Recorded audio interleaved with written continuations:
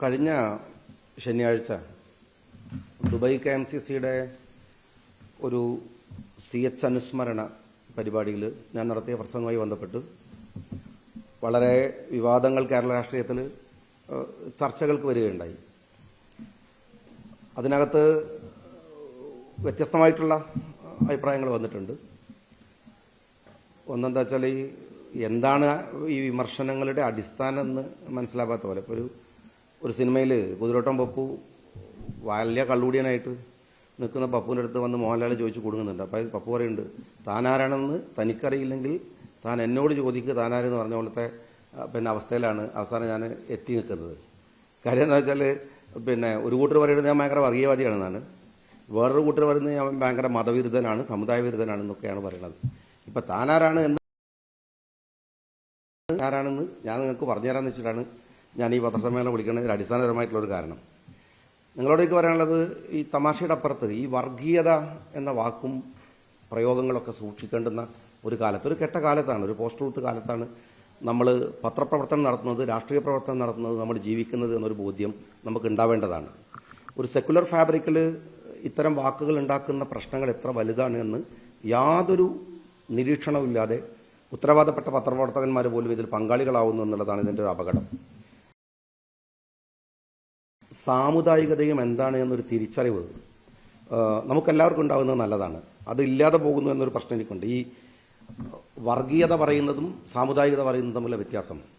വർഗീയത എന്ന് പറയുന്നത് മറ്റൊരു മതത്തിൻ്റെ അവകാശത്തിൽ കൈകടത്തുകയോ മറ്റൊരു മതത്തിനെതിരെ തിരിയുകയോ അവർക്കെതിരെ സംസാരിക്കുകയോ അവർക്കെതിരെ നീങ്ങുകയോ ചെയ്യുന്നതിന് വർഗീയത എന്ന് പറയും. അവനവൻ്റെ സമുദായത്തിന് വേണ്ടി വാദിക്കുന്നതോ അവനവന് വേണ്ടി അവനവൻ്റെ മതത്തിൻ്റെ പ്രചാരണത്തിന് വേണ്ടി നിൽക്കുന്നതോ ഇന്നുവരെ ഇന്ത്യയിലെ ഏതെങ്കിലും ഒരു നിലപാടനുസരിച്ച് വർഗീയതയാണ് എന്ന് ഞാൻ മനസ്സിലാക്കിയിട്ടില്ല, നിങ്ങൾക്ക് മനസ്സിലാവില്ല, അങ്ങനെ മനസ്സിലാക്കിയിട്ടുണ്ടാവില്ല എന്ന് വിചാരിക്കുന്നത്. പിന്നെ സാമുദായികത ഗുരു പറഞ്ഞതാണ്, അയ്യങ്കാളി പറഞ്ഞതാണ്, മന്നത്ത് പത്മനാഭൻ പറഞ്ഞതാണ്, വക്കം അബ്ദുൽ ഖാദർ മൗലവി പറഞ്ഞതാണ്, CH മുഹമ്മദ് കോയ സാഹിബും സീതി സാഹിബും പറഞ്ഞതാണ്. അത് ഞാനായിട്ട് പുതുതായിട്ട് പറയുന്നതല്ല. ഞാൻ ഇനി ഇവരൊക്കെ വിട്ടേക്ക്. നിങ്ങൾ 2024 ജൂണിൽ ബജറ്റ് മീറ്റിംഗ് ഉണ്ട്, ഹൽവ ചടങ്ങുണ്ട്. ആ ഹൽവ ചടങ്ങിനകത്ത് രാഹുൽ ഗാന്ധിയുടെ ഒരു മനോഹരമായൊരു പ്രസംഗമുണ്ട്, ഇന്ത്യയുടെ ചരിത്രത്തിൽ എഴുതി വെക്കേണ്ട പ്രസംഗം. അതിൽ അദ്ദേഹം പറയുന്നുണ്ട്, എവിടെയാണ് ഇന്ത്യയിലെ 80% വരുന്ന 90% വരുന്ന മനുഷ്യരെവിടെയുള്ളത്? ഇവിടെ 2% കാണുന്നത്. ബാക്കിയുള്ളവരൊക്കെ എവിടെ? SC ST എവിടെ? SC എവിടെ? ഇവരൊക്കെ എവിടെയുള്ളത്? ഇവിടുത്തെ ന്യൂനപക്ഷങ്ങൾ എവിടെ? മുസ്ലിങ്ങൾ എവിടെ എന്ന് രാഹുൽ ഗാന്ധി ഇന്ത്യയുടെ പാർലമെന്റിൽ ചോദിക്കുന്ന ചോദ്യമുണ്ട്. 2024 ജൂണിലാണ്. നിങ്ങളുടെ ഭാഷ അനുസരിച്ചിട്ട് ഒരുപക്ഷെ രാഹുൽ ഗാന്ധി വർഗീയവാദിയായിട്ട് നിങ്ങൾ ചിത്രീകരിക്കേണ്ട കാര്യമാണ്. സമുദായ സംഘടനത്തിന് പുറത്ത് ഇപ്പം മുസ്ലിം ലീഗിനൊരു പ്രശ്നം എന്താണെന്ന് വെച്ചാൽ അതൊരു സാമുദായിക സംഘടന മാത്രമല്ല, ഒരു ന്യൂനപക്ഷ സംഘടന കൂടിയാണ്, രാഷ്ട്രീയ സംഘടന കൂടിയാണ്. ന്യൂനപക്ഷ രാഷ്ട്രീയ സംഘടനത്തിനും ചില പരിമിതികൾ രാജ്യത്തുണ്ട്. നിങ്ങൾ UN-ന്റെ പ്രമാദമായിട്ടുള്ള UN ചാർട്ടറുകൾ നിങ്ങൾ പരിശോധിച്ചാൽ എങ്ങനെയാണ് ഒരു ന്യൂനപക്ഷ സംഘടന ലോകത്ത് പ്രവർത്തിക്കേണ്ടത് എന്ന് കൃത്യമായിട്ട് UN ചാർട്ടറുകൾ പറയുന്നുണ്ട്. എന്നുവെച്ചാൽ അവർ സമുദായത്തിൻ്റെ ന്യൂനപക്ഷത്തിൻ്റെ അവകാശങ്ങൾക്ക് വേണ്ടി പൊരുതേണ്ടതുണ്ട്. ഒപ്പം ആ ന്യൂനപക്ഷങ്ങളെ രാഷ്ട്ര നിർമ്മിതിക്ക് വേണ്ടിയോ രാജ്യത്തിനു വേണ്ടി കൂടെ അവരെ ഉയർത്തിക്കൊണ്ടുവരികയും ചെയ്യേണ്ടതുണ്ട്. UN-ന്റെ ഇത്തരം ചാർട്ടറുകൾക്ക് എതിരായിട്ടോ അതിന് അല്ലെങ്കിൽ രാജ്യത്തിലെ ഏതെങ്കിലും ഭരണഘടനാ നിയമവ്യവസ്ഥകൾക്ക് വിധേയമല്ലാതെയോ അല്ല മുസ്ലിം ലീഗ്. ഉത്തരവാദിത്ത ബോധമൊക്കെ ഉണ്ടാക്കിയെടുക്കുക എന്ന് പറയുന്നത് മുസ്ലിം ലീഗ് കൃത്യമായിട്ട് നിർവഹിച്ചുകൊണ്ടിരിക്കുന്ന ഒന്നുമാണ്. ഞാൻ ഈ പ്രസംഗത്തിൽ പറഞ്ഞ ഏറ്റവും പ്രധാനപ്പെട്ട പോയിന്റ് എന്തായിരുന്നു ചോദിച്ചാൽ വളരെ കൃത്യമായിട്ട് ഞാൻ പറഞ്ഞു. അത് നിങ്ങൾക്കറിയാവുന്ന കാര്യമാണ്. ഈ മുഗദാറിലടക്കം, കോഴിക്കോട്ടിലെ മുഗദാറിലടക്കം ഈ തെരഞ്ഞെടുപ്പിൽ CPM പഞ്ചായത്ത് തെരഞ്ഞെടുപ്പിന് മുമ്പ് പ്രയോഗിക്കുന്ന അപകടകരമായൊരു വർഗീയ ധ്രുവീകരണം ഉണ്ടാക്കുന്നുണ്ട്. എന്ന് വെച്ചാൽ 4000-5000 മുസ്ലിങ്ങൾ പാർക്കുന്നിടത്തിനെ ഒരു ഡിവിഷനാക്കുകയും എന്നാൽ 4000 പേർ പാർക്കുന്നിടത്ത് 4 ഡിവിഷനുകൾ ഉണ്ടാക്കുകയും ചെയ്യുക. മതത്തെ, ജാതിയെ, വർണ്ണങ്ങളെ വേർതിരിച്ച് ഒരു BJPയുടെ വോട്ട് ചോരിയുടെ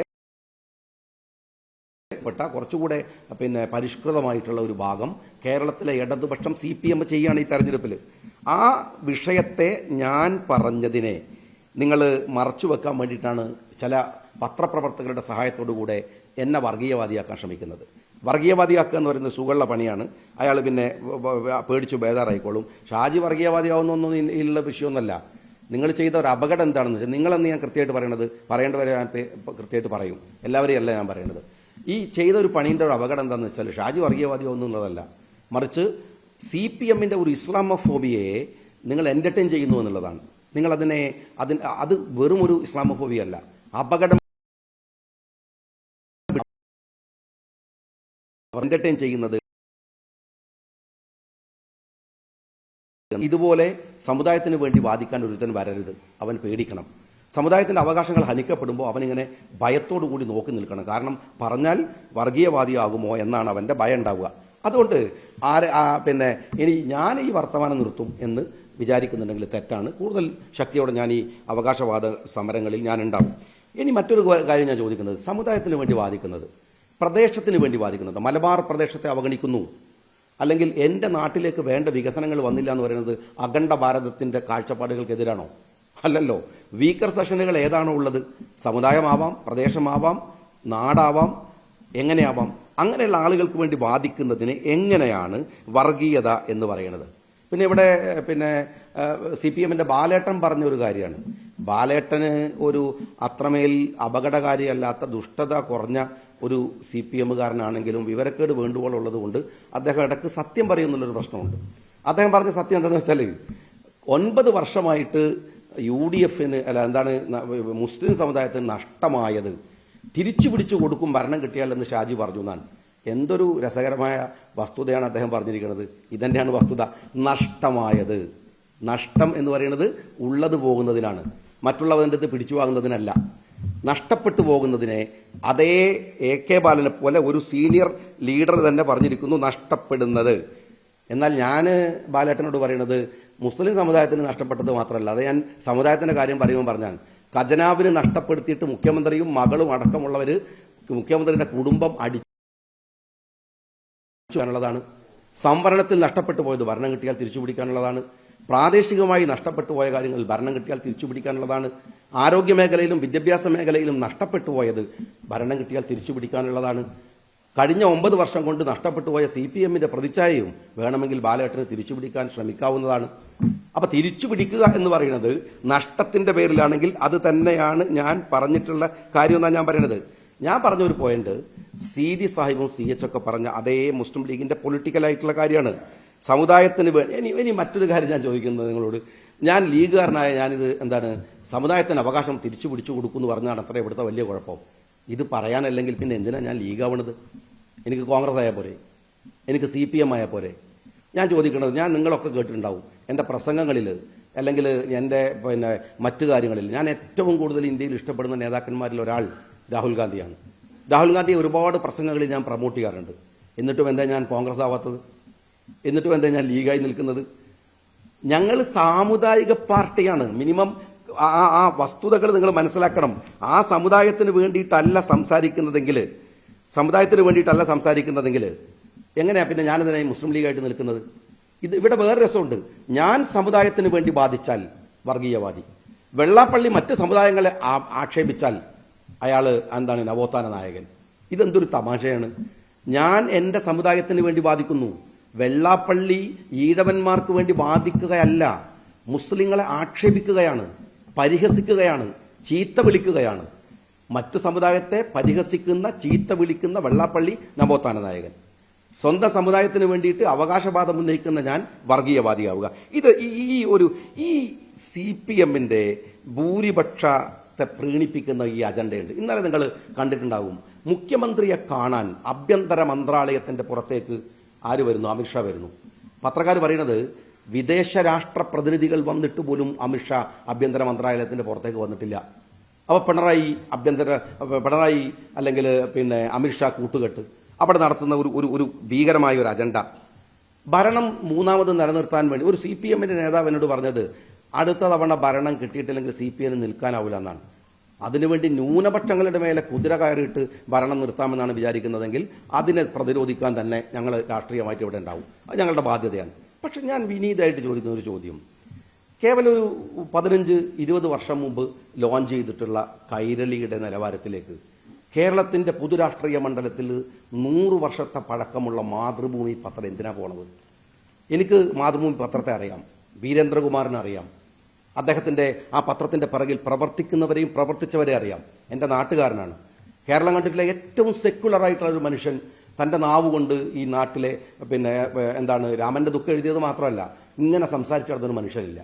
ആ പത്രം എത്ര ഈ പത്രപ്രവർത്തകർക്ക് അറിയാഞ്ഞിട്ടാണോ അത്ര പാരമ്പര്യമുള്ളൊരു പത്രം നിലവാരം തകർന്ന് താഴെ പോവുകയാണോ എന്നത് പരിശോധിക്കേണ്ടതാണ്.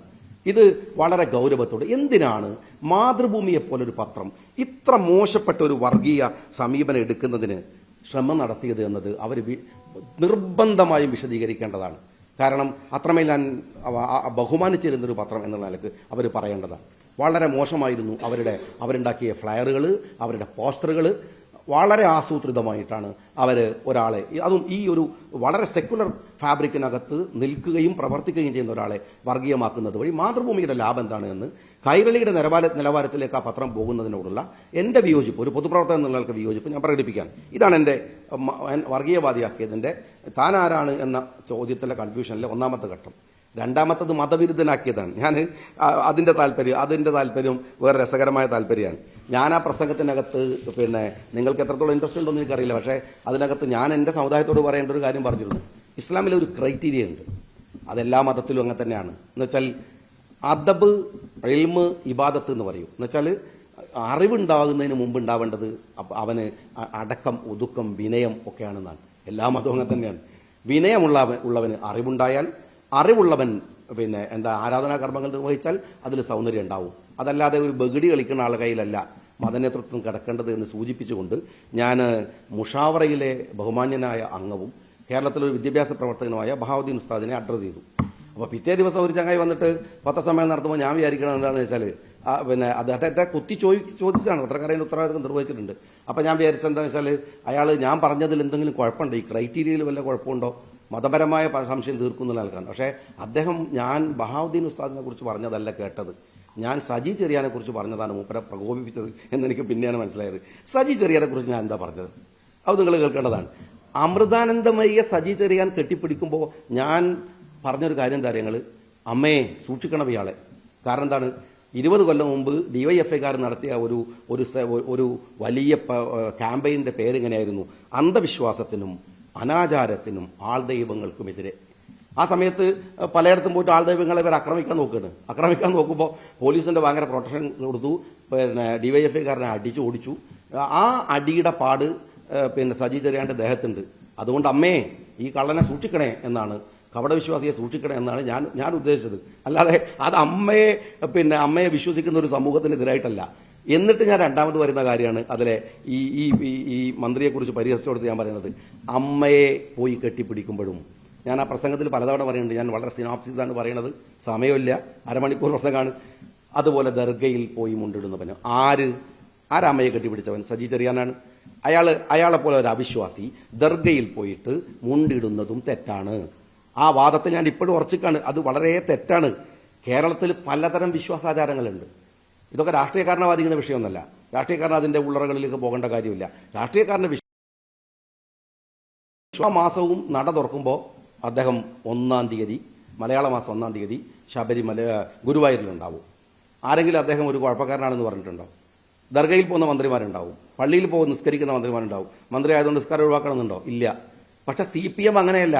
ഇവർ അമ്മയെ കെട്ടിപ്പിടിച്ചാലും ദർഗയിൽ പോയാലും ഇവർ കപടവിശ്വാസികളാണ്. കാരണം ഇവർ വിശ്വാസികളല്ല.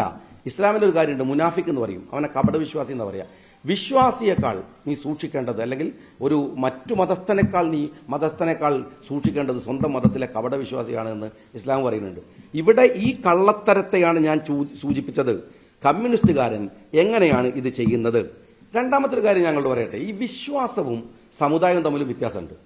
ഇപ്പൊ സമുദായത്തിന്റെ ആനുകൂല്യം റഷീദ് കണിച്ചേരിയുടെ മകൾക്ക്, കേരളത്തിലെ എക്സൈസ് മന്ത്രിയുടെ ഭാര്യക്ക് ആ സമുദായത്തിന്റെ ആനുകൂല്യം പറ്റിയിട്ടല്ലേ, സംവരണ ആനുകൂല്യം പറ്റിയിട്ടല്ലേ അവര് ജോലിയിൽ കയറിയത്?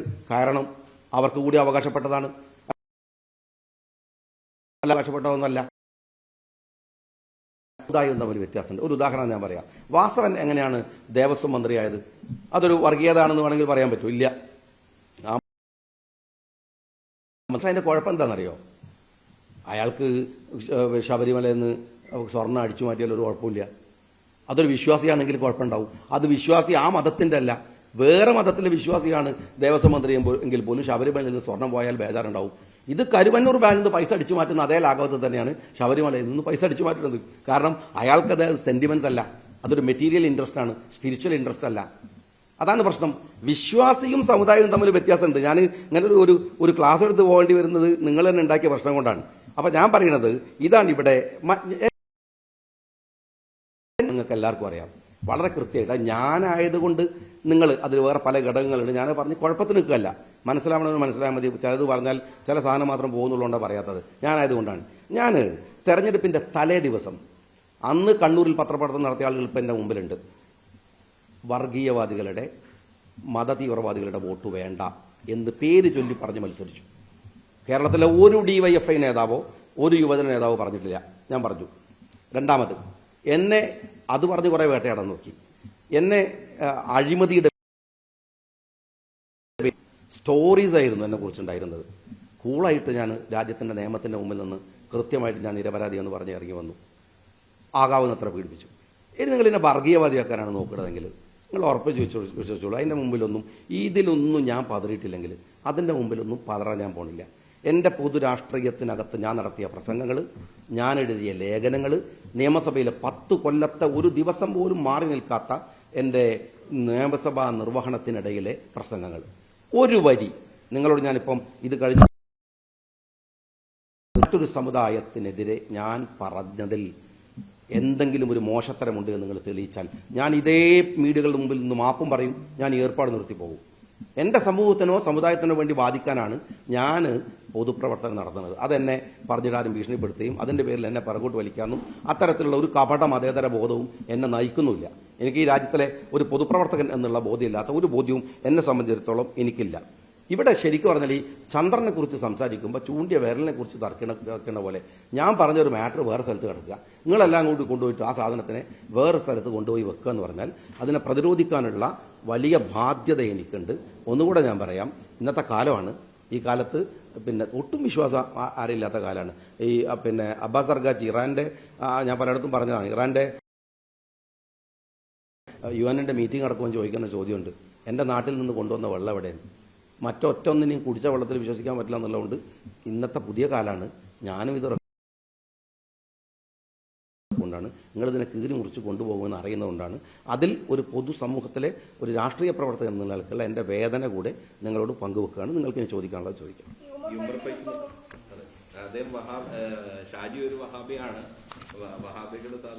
ഏത് സഖാവ്? അതന്നെ ചോദിച്ചോ, ഏത് സഖാവ് എന്താ പറഞ്ഞത്?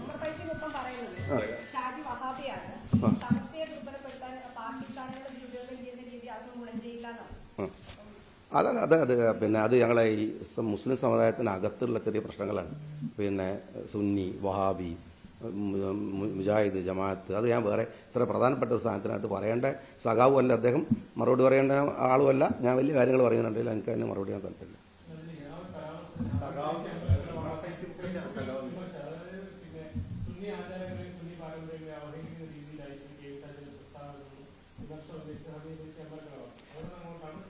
ഞാൻ അവിടുന്ന് അങ്ങോട്ടല്ല, വർഗീയതയാണ് ഇതിലെ പ്രധാനം. ഇതൊരു ചെറിയ ഇഷ്യൂ ആണ്. ഞാൻ സുന്നിയാണോ, ഞാൻ മുജാഹിദാണോ, ഞാൻ ജമാഅത്താണോ എന്നുള്ളത് ഞാനും പഠിത്തവുമായിട്ട് ബന്ധപ്പെട്ട കാര്യമാണ്. പിന്നെ സുന്നി എന്ന പ്രസ്ഥാനത്തിൻ്റെ സർട്ടിഫിക്കറ്റ് ഒരുത്തൻ്റെ കയ്യിൽ നിന്നും വാങ്ങേണ്ട ഗതികേട് KM ഷാജിക്കില്ല. ഇവിടെ പലതരം സമൂഹം ഉണ്ട്, പലതരം വിശ്വാസികളുണ്ട്. അവരൊക്കെ ജീവിക്കുന്നതിനിടയിൽ ഞാൻ മുസ്ലിമാണോ എന്നുള്ള ആയതിൻ്റെ പേരിലുള്ള കുഴപ്പമുണ്ടാക്കുക അവിടെ വർഗീയവാദി എന്ന് പറഞ്ഞിട്ട്, അതിൻ്റെ ഇടയ്ക്ക് സുന്നി മുജാഹിദ് പറഞ്ഞിട്ട്. ഇത്തരം വിഷയത്തിൽ ഒരു സംഘടനാ സമുദായത്തിനകത്തും സംഘടനക്കകത്തും മെമ്പർഷിപ്പ് ഇല്ലാത്ത ഒരാളാണ് ഞാൻ. എൻ്റെ ഐഡന്റിറ്റി ഈ വിഷയത്തിൽ തെളിയിക്കേണ്ടത് അള്ളാഹുവിൻ്റെ മുമ്പിലാണ്. അതിലെനിക്ക് യാതൊരു ഭയമില്ല, ഞാൻ തെളിയിച്ചോളൂ. തൽക്കാലം പത്രക്കാരോട് ഈ വിഷയത്തിൽ മറുപടി പറയാൻ എനിക്ക് താല്പര്യമില്ല. സഖാക്കൾ അങ്ങനെ പലതരവും ആരോപണങ്ങൾ ഉന്നയിക്കുന്നുണ്ട്. അതൊക്കെ ഗൗരവത്തിൽ എടുക്കേണ്ടതിനൊക്കെ ഞാൻ മറുപടി പറഞ്ഞു കഴിഞ്ഞു. ആണല്ലോ, ആണോ?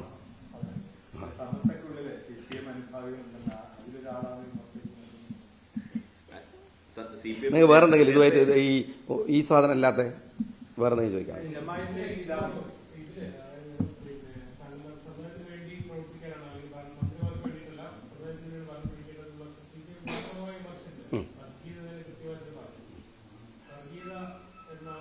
സമുദായത്തിന് വേണ്ടി വാദിക്കുന്നത് വർഗീയതയാണെങ്കിൽ ഞാൻ വർഗീയവാദിയാണ്, നോ ഡൗട്ട്.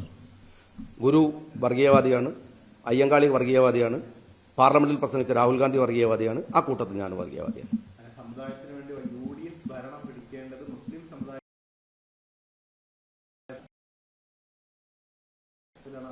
അല്ലല്ല, അതിന്റെ മറുപടി നിങ്ങൾ തന്നെ പറയണം. കാരണം നിങ്ങളുടെ സ്റ്റേറ്റ്മെന്റ് ആണത്, എന്റെ സ്റ്റേറ്റ്മെന്റ് അതല്ല.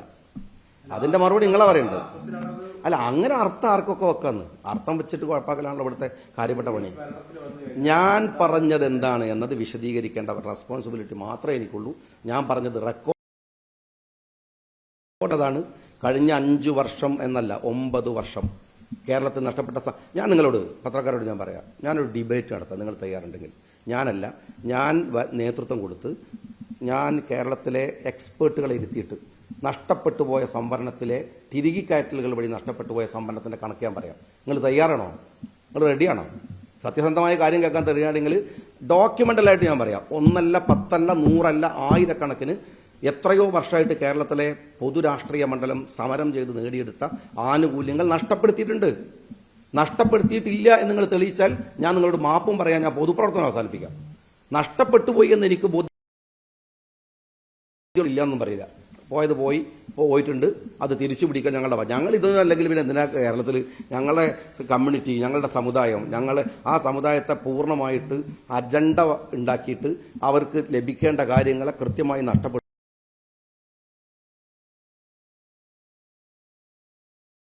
ആണല്ലോ. പിന്നെ എന്തിനാ അത്?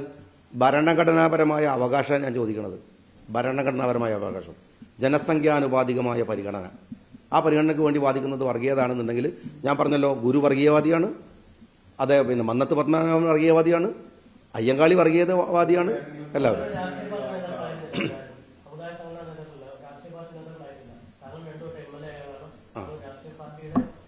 അതുകൊണ്ട് മാറ്റം വരുമോ? ഞാൻ MLA ആയാൽ, ഞാൻ മന്ത്രിയായാൽ ഐഡിയോളജിയിൽ മാറ്റം വരുമോ? ഞാൻ സമുദായ സംഘടന നേതാവാണ്. അല്ലല്ല, മാത്രമല്ല അവർക്ക് വേണ്ടി വേണം. അതുകൊണ്ടാണല്ലോ ഞാൻ പറഞ്ഞത്. എന്താണോ നിങ്ങൾ ഇന്ത്യയിലെ മാത്രമല്ല UN ഒരു ചാർട്ടർ ഉണ്ട്, പരിശോധിക്കുന്നത്. ഇന്ത്യൻ ഭരണഘടന അനുവദിക്കുന്ന ഒരു കാര്യമുണ്ട്, നെഹ്റു അനുവദിച്ചു പറഞ്ഞൊരു കാര്യമുണ്ട്. പോക്കർ സാഹിബ് ഇന്ത്യയുടെ പാർലമെന്റിൽ എഴുന്നേറ്റിട്ട് നെഹ്റുവിന്റെ മുമ്പ് എന്ന് പറയുന്നത് എൻ്റെ സമുദായം എന്നാണ്. നെഹ്റു പറഞ്ഞത് അറിയാം, നിങ്ങളെ ഞാൻ പരിഗണിക്കുന്നു. ഈ ബില്ല് പാർലമെന്റ് മുഴുവൻ അംഗീകരിച്ച ബില്ല് നിങ്ങളുടെ സമുദായത്തിന്റെ വിഷയത്തിൽ ഞാൻ മാറ്റുന്നു എന്നാണ് പാർലമെന്റിൽ നിന്ന് പോക്കർ സാഹിബ് പറഞ്ഞത്. എൻ്റെ സമുദായം എന്നാണ്. എന്താ കുഴപ്പം? വെള്ളാപ്പള്ളി പറയുമ്പോൾ നിങ്ങൾക്ക് തിളക്കുന്നു. നിങ്ങൾ ഞാൻ പറയില്ല കേട്ടോ, നിങ്ങൾ നല്ല ഉദ്ദേശിക്കുന്ന മീഡിയ മുമ്പിൽ ഉണ്ടാകുമ്പോൾ തിളക്കണില്ലല്ലോ. അയാൾ പിന്നെ ഈഴവ സമുദായത്തിന് വേണ്ടി വാദിക്കെങ്കിൽ സന്തോഷം. എന്തിനാ മറ്റുള്ളവരെ ചീത്ത വിളിക്കണം? നിങ്ങൾ എൻ്റെ ഒരു വാക്ക് പറ, ഞാൻ ആരെയാണ് ആക്ഷേപിച്ചത്? അതല്ലേ വർഗീയത? നിങ്ങൾ പിന്നെയും പറഞ്ഞുകൊണ്ടിരിക്കുന്നത് നഷ്ടപ്പെട്ടു പോയത് മുസ്ലിം സമുദായം തിരിച്ചു. അതാണോ വർഗീയത? ഞാൻ മുസ്ലിമാണെന്ന് പറഞ്ഞു നടക്കുന്നത് ഞാൻ പോരാത്തതിന് മുസ്ലിം ലീഗ് എന്ന് സംഘടന മുകളിൽ പേര് ഒട്ടിച്ചു വെച്ചിരിക്കുക. അങ്ങനത്തെ ഒരാൾ ഇത് പറയുന്നതിൽ എന്താ അതിശയം? ആദ്യം നിങ്ങളൊന്ന് രാജിവെക്കൂ എന്നോട് പറയും.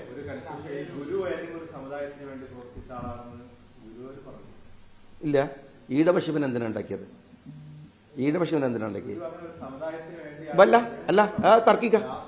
എന്റെ ചോദ്യം ഇതാണ്, ഈഴവശിവൻ എന്താണ്? എന്തൊരു കഷ്ടമാണ്. നിങ്ങളുടെ ശിവൻ എന്ന് പറഞ്ഞാൽ എങ്ങനെയാ? അതെ, അപ്പൊ നല്ല വർത്തമാനം. ബ്രാഹ്മണന്മാരോടാണ് അദ്ദേഹം സംസാരിച്ചത്.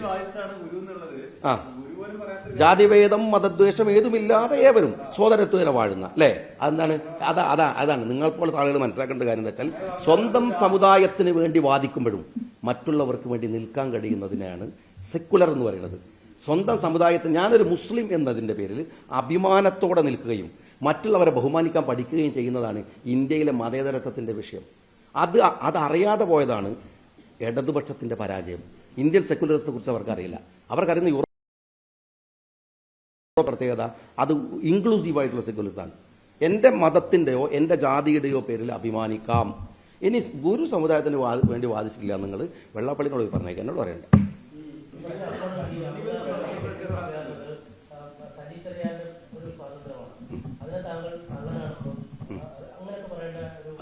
അതാ ഞാൻ പറഞ്ഞ രാഷ്ട്രീയം എന്ന് പറയുന്നത്. അല്ല, ഞാൻ പറഞ്ഞ രാഷ്ട്രീയം എന്ന് പറഞ്ഞാൽ അതാണ്.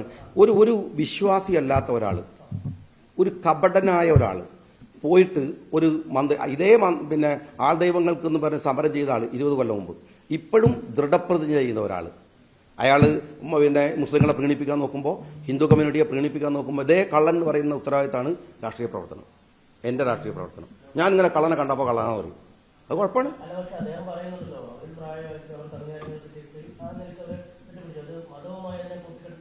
ഇല്ലല്ലേ? മതം കൂട്ടിക്കെട്ടുന്ന കാര്യമില്ല. മതവും അതിനെ കൂട്ടിക്കെട്ടണ്ടെന്നാണ് ഞാനും പറയുന്നത്.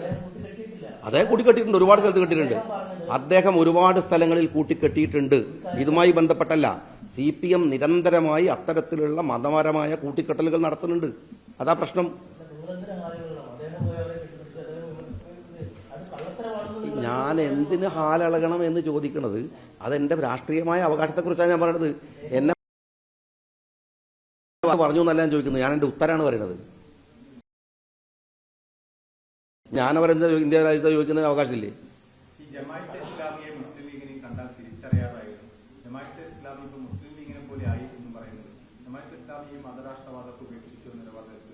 ഈ ജമാഅത്തെ ഇസ്ലാമിയെ കുറിച്ച് മാത്രം ഞങ്ങൾ ആലോചിക്കുന്നത് കേരളത്തിൽ ഒരുപാട് മുസ്ലിം സംഘടനകളല്ല അല്ല തിരിച്ചറിയാം. അല്ല എന്റെ പ്രസംഗത്തെ കുറിച്ച്, എന്റെ പ്രസംഗത്തിൽ അങ്ങനല്ല.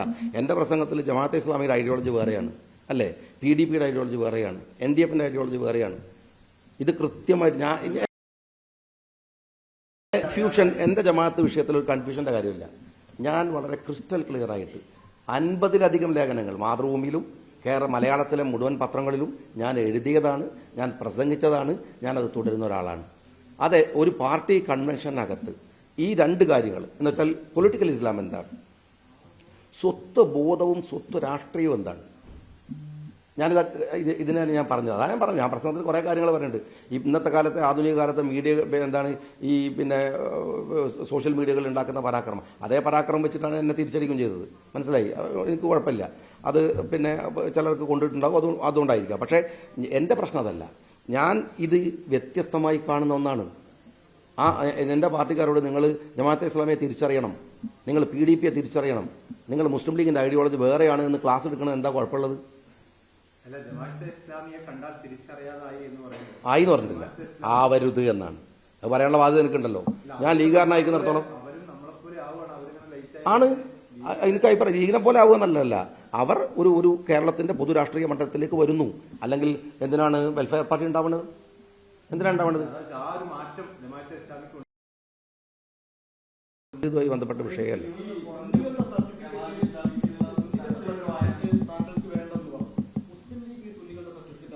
ഞാൻ അങ്ങനെ പറഞ്ഞിട്ടില്ലല്ലോ. ഇല്ല ഇല്ല, സുന്നികളുടെ സർട്ടിഫിക്കറ്റ്. അതുകൊണ്ടാണ് പറഞ്ഞു. ഒറ്റ വാക്കിന്റെ വ്യത്യാസം എന്താ അറിയോ? ഇത് കേൾക്കും. നിങ്ങൾ ഏതാ പത്രത? മാതൃഭൂമിയാണ്. ഏതാ മനസ്സിലായോ? നിങ്ങൾക്ക് പറയുന്നത് രണ്ടാളും പറയുന്ന വ്യത്യാസം മനസ്സിലായോ? നിങ്ങൾ സുന്നികളുടെ എന്നും മൂപ്പര് സുന്നികളുടെ എന്നും സുന്നി ആവാന്നോ രണ്ടും തമ്മിൽ പറഞ്ഞു. നിങ്ങൾ തെറ്റിദ്ധരിക്കരുത്. കാരണം എന്താ അറിയോ? ഒരൊറ്റ ഈ വാക്ക് വെച്ചിട്ട് ഞങ്ങൾ എന്നെ കൊടുക്കാൻ നോക്കി. സുന്നികളുടെ നിങ്ങൾ പറയുന്ന വാക്കിന് വ്യത്യാസമുണ്ട്. സുന്നിയാവാൻ ഒരുത്തന്റെയും സർട്ടിഫിക്കറ്റ് വേണ്ടാന്നു. സുന്നികളുടെ സർട്ടിഫിക്കറ്റ് വേണ്ടാന്നായിരുന്നു. ഞാൻ സുന്നിയല്ലേ? ഞങ്ങൾ ഇങ്ങനെ എന്റെ ഭാഷ ആണല്ലോ, ഞാൻ പറഞ്ഞല്ലേ, ഞാൻ പൊതുവേദി പറഞ്ഞ കാര്യമല്ലേ. അറിവില്ലായ്മയുടെ പ്രശ്നം. സുന്നി ആശയം എന്ന് പറയുന്നത് ഷാഫി ഇമാമിനെ എന്ന് നടക്കുന്ന ആളുകളുടെ, ഹനഫി വേറെയാണ്. കേരളത്തിലെ പൊതു രാഷ്ട്രീയത്തിൽ നിൽക്കുന്ന എല്ലാ മുസ്ലിങ്ങളും സുന്നി ആശയത്തിൽ നിൽക്കുന്നവരാണ് മഹാഭൂരിപക്ഷം. ചെറിയ പക്ഷമല്ല, മഹാഭൂരിപക്ഷം. അത് ഹനഫി, അംബലി എന്നൊക്കെ പറയുന്ന മുസ്ലിം ടേമുകൾക്കകത്തുള്ള കുറേ പ്രശ്നങ്ങളാണ്. അതുകൊണ്ട് അത് സുന്നിയാണോ എന്നുള്ള ചോദ്യത്തിന് വളരെ ശക്തമായിട്ട് തന്നെ ഞാൻ സുന്നിയാണെന്ന് പറയും. പക്ഷെ സുന്നികളുടെ സർട്ടിഫിക്കറ്റ് എന്ന് പറയുന്നത് വേറെയാണ്. അതെ, അത് നിങ്ങളെ ഭാഷയാണ്, എൻ്റെ അല്ല. നിങ്ങളാ ചോദിക്കുന്നത് മനസ്സിലായി എനിക്ക്. അല്ല, അങ്ങനെ അഭിപ്രായം നിങ്ങൾക്ക് ഉണ്ടെങ്കിൽ നിങ്ങൾ പറഞ്ഞോളൂ. എൻ്റെത് എൻ്റെ വായിലൊക്കെ അത് കയറ്റുള്ളൂ. അത് അയാൾ അതിൻ്റെ നേതാവാണോ, അതിൽ എത്ര ആളാണെന്നൊക്കെ ഒരു പറഞ്ഞോട്ടെ എന്ന് ഞാൻ എനിക്ക് മറുപടി പറഞ്ഞു കൊടുക്കാൻ പറഞ്ഞു. അത്രേ ഉള്ളൂ കാര്യം. നിങ്ങൾക്ക് ഈ ഞാൻ പറഞ്ഞല്ലോ, നിങ്ങളുടെയൊക്കെ ഒരു തമാശ എന്താണെന്ന് വെച്ചാൽ, വളരെ ഗൗരവപ്പെട്ട ഒരു പൊതുമണ്ഡലത്തിൽ നിന്ന് 10 കൊല്ലം MLA ഒക്കെ ആയി ഇപ്പോഴും നിങ്ങൾ ക്രൂശിക്കാൻ മാത്രം അല്ലെങ്കിൽ വിമർശിക്കാൻ മാത്രം നിൽക്കുന്ന ഒരാൾ വർഗീയതയെക്കുറിച്ച് സംസാരിച്ചതിനെ കുറിച്ച് ഒരു ചോദ്യം പോലും അല്ല നിങ്ങൾക്ക്. നിങ്ങൾ ഇഷ്ടപ്പെഴും ഈ ഇതിലാണ് ഈ സുന്നി ഇഷ്യൂസിലൊക്കെ എങ്ങനെയെങ്കിലും പഠിക്കുക. പണ്ട് മാതൃഭൂമി ഒരു പത്രത്തിൽ കൊടുത്തിരുന്നു എന്ന് പറഞ്ഞു. അങ്ങനെ മയ്യത്ത് സ്കാര്യത്തിൽ ആരോ സുജൂദ് പോയ ഫോട്ടോ കൊടുത്തു പറഞ്ഞു. അതിനുശേഷമാണ് മാതൃഭൂമിയിൽ കുറച്ച് ഈ മുസ്ലിങ്ങളുമായിട്ട് പരിചയമുള്ള ആളുകൾ വരണം, പന്തലാൾ വരണം എന്നൊക്കെ പറഞ്ഞ് തീരുമാനമെടുത്തത്. ഇപ്പം ഇത് വന്ന് കാര്യങ്ങളൊക്കെ തർക്കിക്കാൻ വേണ്ടിയിട്ട്, എന്നുവെച്ചാൽ എന്ത് വാർത്താ ദാരിദ്ര്യമാണ് നിങ്ങളെ നയിക്കുന്നതെങ്കിൽ നിങ്ങൾ ആയിക്കോളി. എന്നിട്ട് ഓരോരുത്തർക്ക് പോവുക, എന്നിട്ട് ഓരോ കമന്റ് എടുക്കുക, എന്നിട്ട് ആരെ അതിന് നിങ്ങൾ ഇരയാക്കാന്ന് വിചാരിക്കണ്ട.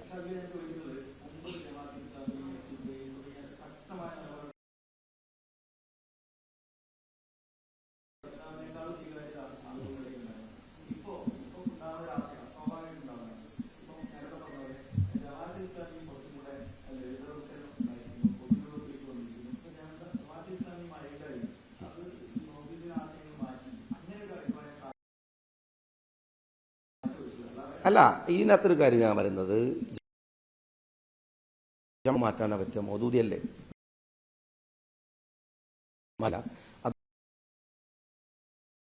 അദ്ദേഹത്തിന്റെ ആശയങ്ങൾ അദ്ദേഹത്തിന് മാത്രമേ മാറ്റാൻ കഴിയുള്ളൂ. അത് കൊണ്ടു നടക്കുന്ന ആളുകൾക്ക് മാറ്റാൻ പറ്റുമോ ഇല്ലെന്നുള്ളത് അവർ തീരുമാനിക്കേണ്ട കാര്യമാണ്. മുസ്ലിം ലീഗിന്റെ രാഷ്ട്രീയ സമീപനങ്ങളിൽ, മുസ്ലിം ലീഗ് എടുക്കുന്ന പൊതുരാഷ്ട്രീയ സമീപനങ്ങളിൽ മുസ്ലിം ലീഗിന് മാറ്റില്ല. പിന്നെ എന്തുകൊണ്ടാണ് അന്നത് പറഞ്ഞത് ഇന്നത് പറയാത്ത പറഞ്ഞാൽ ഇത് ആളുകളും പറയില്ലേ, എങ്ങൾക്കും ബോറടിക്കൂലേ? ഒരേ കാര്യം പറഞ്ഞുകൊണ്ടിരിക്കേണ്ടത്? കാലത്തിനനുസരിച്ചല്ലേ രാഷ്ട്രീയം പറയേണ്ടത്? സമൂഹത്തിൽ നടക്കുന്ന വിഷയങ്ങളിലല്ലേ നമ്മൾ രാഷ്ട്രീയ ഇടപെടൽ നടത്തേണ്ടത്? ഒരു ഒട്ടും അനവസരത്തിൽ കയറി പറയേണ്ട കാര്യമാണോ? അന്ന് ജമാഅത്തെ ഇസ്ലാമിക്കെതിരെയോ SDP-ക്കെതിരെയോ നടത്തിയിരുന്ന രാഷ്ട്രീയ സമയമുണ്ട്. ആ സമയം ഏതായിരുന്നു എന്ന് അന്നത്തെ രാഷ്ട്രീയ പ്രവർത്തകർക്ക് മുഴുവൻ അറിയാം. അന്ന് കേരളത്തിൽ അത് പറയേണ്ട ഘട്ടമായിരുന്നു. പിന്നെ ഇതിങ്ങനെ ആകെ ഒരു പൊതുപ്രവർത്തനം 24 മണിക്കൂർ ഇതും പറഞ്ഞിരുന്ന ആളുകളെ ബോധ്യപ്പെടുത്തുക. എന്നിട്ട് എനിക്ക് അതിൻ്റെ പേരിൽ മതേതര സർട്ടിഫിക്കറ്റ് തരണമെങ്കിൽ നിങ്ങൾ ഇന്ന വിഷയം പറയണം എന്ന് ആരെങ്കിലും പറയുകയാണെങ്കിൽ ഓരോ സർട്ടിഫിക്കറ്റ് എനിക്ക് ആവശ്യമില്ല. ഞാൻ നിങ്ങളോട് ചോദ്യത്തിനല്ല കേട്ടോ, നിങ്ങളോടല്ല കേട്ടോ ഞാൻ പറയണത്, പൊതുവിൽ പറയാണ്. അങ്ങനത്തെ ഒരു ആളുടെ ഒരു സർട്ടിഫിക്കറ്റ് എനിക്ക് ആവശ്യമില്ല.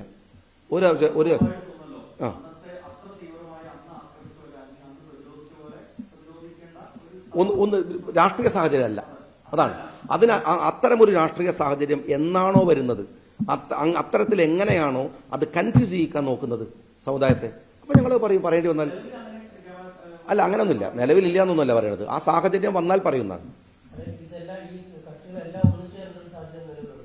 ഏത് കക്ഷികൾ?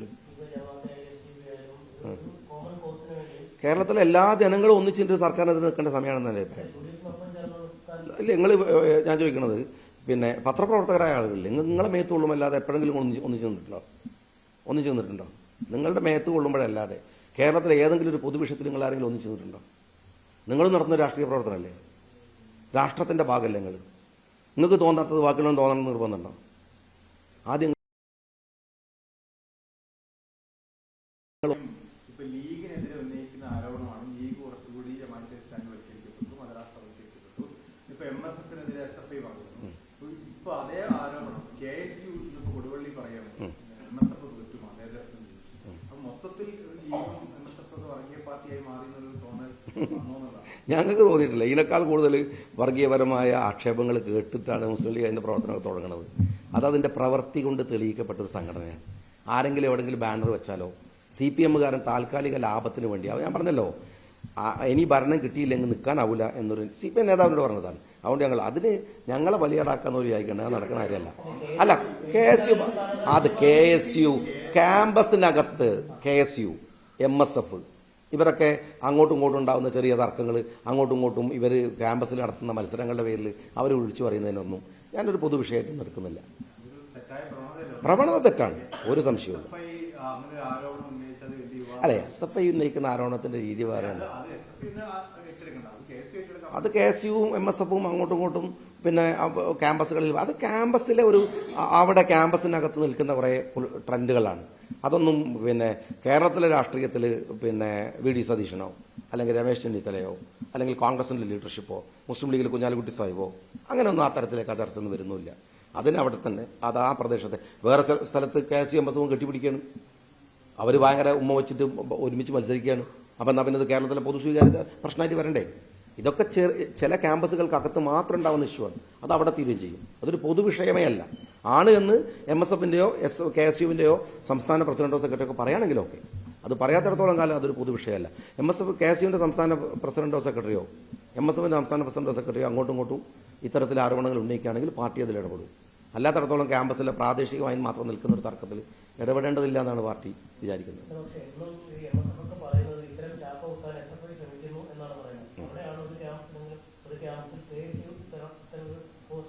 ഒരു ക്യാമ്പസിലല്ല, അത് അവിടെ തീരും.